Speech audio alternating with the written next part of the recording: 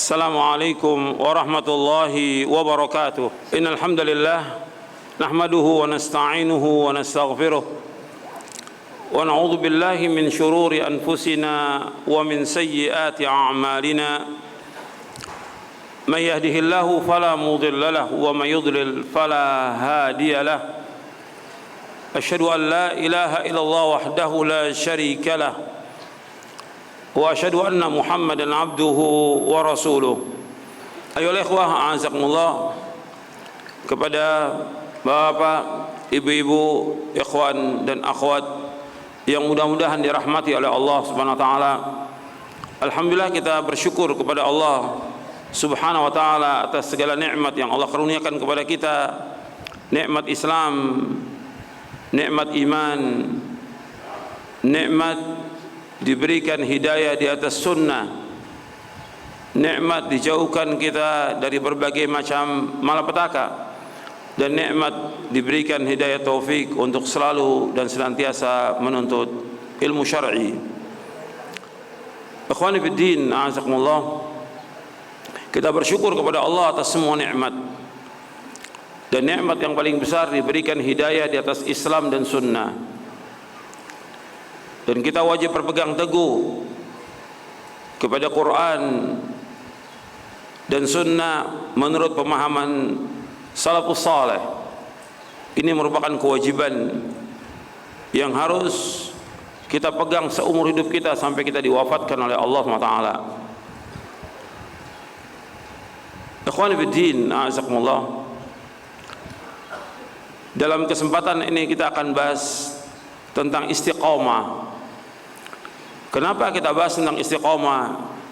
Karena banyak orang yang diberikan oleh Allah hidayah di atas Islam, kemudian dia tidak istiqamah di atas Islam, sehingga dalam perjalanan hidupnya dia melakukan perbuatan-perbuatan yang dapat mengeluarkan dia dari Islam.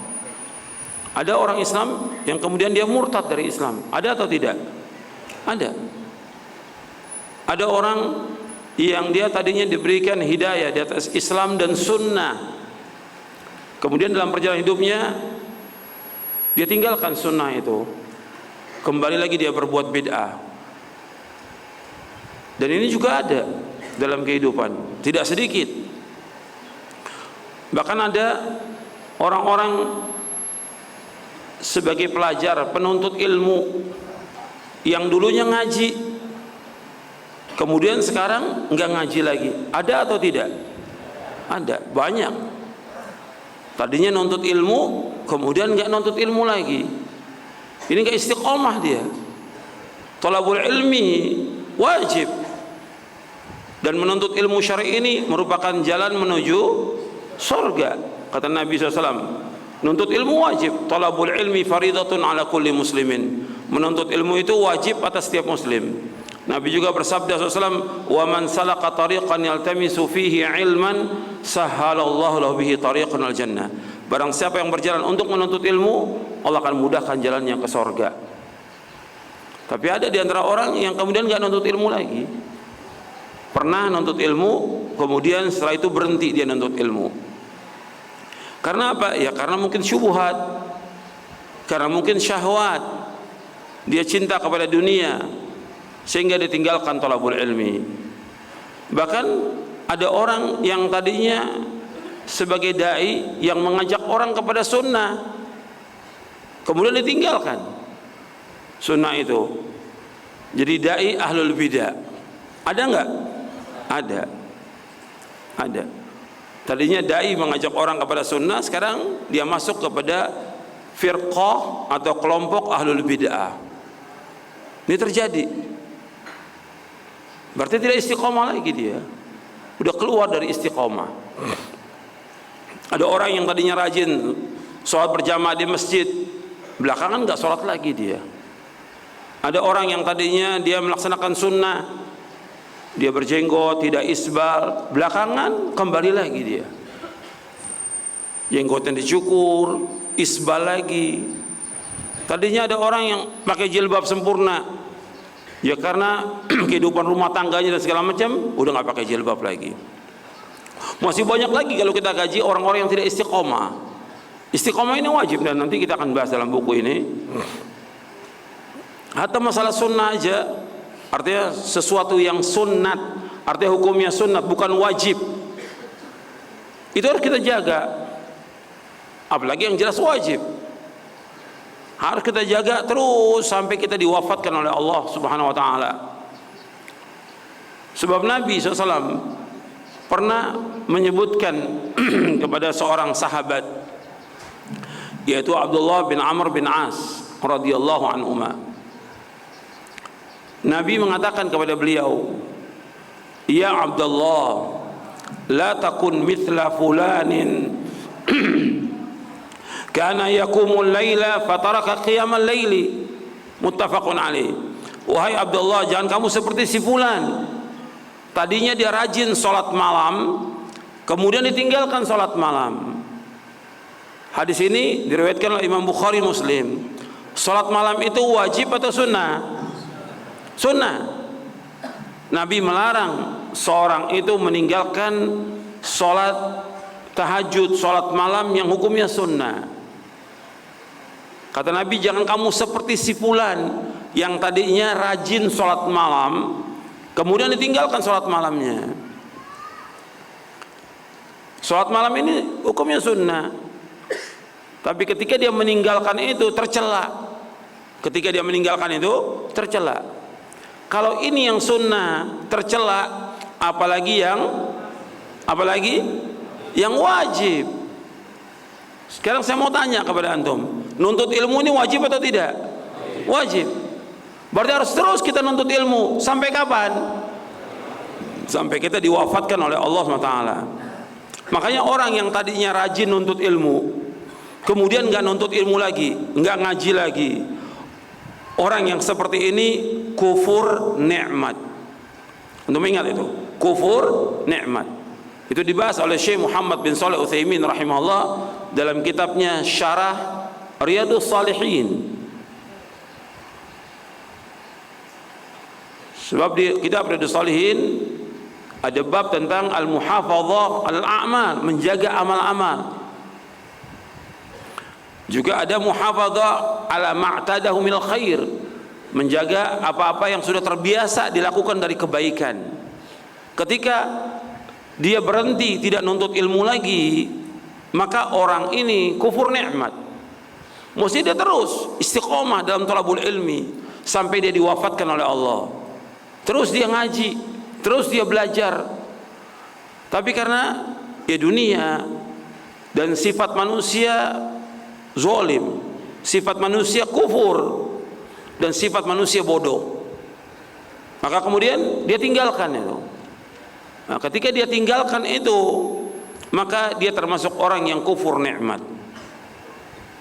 Kenapa dikatakan orang yang meninggalkan nuntut ilmu itu dikatakan kufur nikmat? Begini, tentang masalah ilmu ada dua jawaban. Yang pertama tadi, Nabi menyebutkan tentang nikmat. Kata Nabi SAW dalam hadis yang sahih diriwayatkan Imam Bukhari dan yang lainnya dari sahabat Ibnu Abbas, Nabi bersabda SAW, ni'matani maghbunun fihi ma kathiru minan nas as-sihhatu wal faragh. Ada dua nikmat yang banyak manusia tertipu dengan dua nikmat itu. Yang pertama nikmat sehat, yang kedua waktu luang. Nah, ketika dia nggak nuntut ilmu, dia menyanyikan nikmat ini, nikmat sehat dan waktu luang, mesti dia terus nuntut ilmu sampai diwafatkan oleh Allah. Ketika dia berhenti nggak nuntut ilmu, dia menyanyikan dua nikmat ini. Yang kedua, bahwa menuntut ilmu ini, arti ilmu itu sendiri, ilmu syar'i, Quran dan Sunnah ala fahmi salaf, merupakan nikmat yang paling besar. Quran wa Sunnah ala fahmi salaf merupakan nikmat yang paling besar. Dari semua nikmat yang ada, ini yang paling besar, nikmat ini. Makanya Allah berfirman di dalam surah An-Nisa di ayat 113. Allah menyebutkan di dalam ayat itu, wa 'allamaka ma lam takun ta'lam wa kana fadlullahi 'alaika 'azima. Dan Allah mengajarkan kepada kamu apa yang kamu tidak ketahui. dan nikmat Allah kepada engkau Muhammad sangat besar. Nah, di sini Allah menyebutkan tentang ilmu. Allah mengajarkan kepada kamu apa yang kamu tidak ketahui. Berarti yang diajarkan oleh Allah apa? Ilmu yang bermanfaat. Dan karunia Allah kepada engkau sangat besar. Saya bacakan ayatnya dalam surah An-Nisa ayat 113. Di bagian akhirnya, wa anzalallahu 'alaikal kitaba wal hikmata wa 'allamaka ma lam takun ta'lam wa kana fadlullahi 'alaika 'azima. Dan Allah telah menurunkan kepadamu Muhammad Alkitab dan Al-Hikmah. Alkitab artinya apa? Al-Quran. Al-Hikmah artinya As-Sunnah. Wa 'allamaka ma lam takun ta'lam. Dan Allah mengajarkan kepada kamu apa yang kamu tidak ketahui.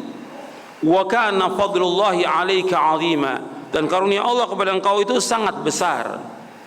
Dijelaskan oleh Imam Ibnul Qayyim Al-Jauziyah di dalam kitabnya Miftah Daris Sa'adah di juz yang pertama.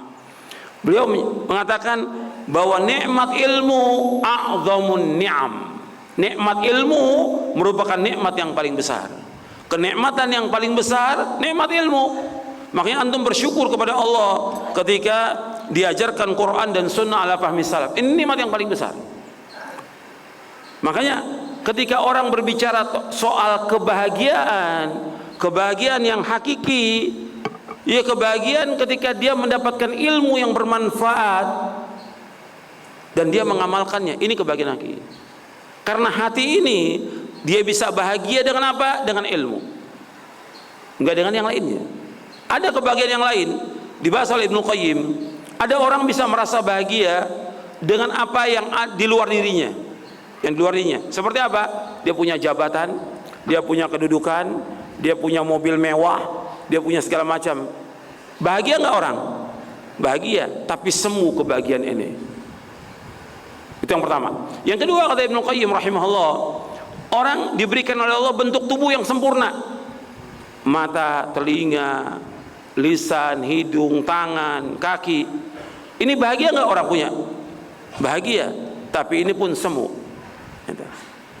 Yang ketiga, kata beliau, itu kebahagiaan ilmu. Diberikan oleh Allah ilmu yang bermanfaat. Diberikan dia pemahaman dengan pemahaman yang benar.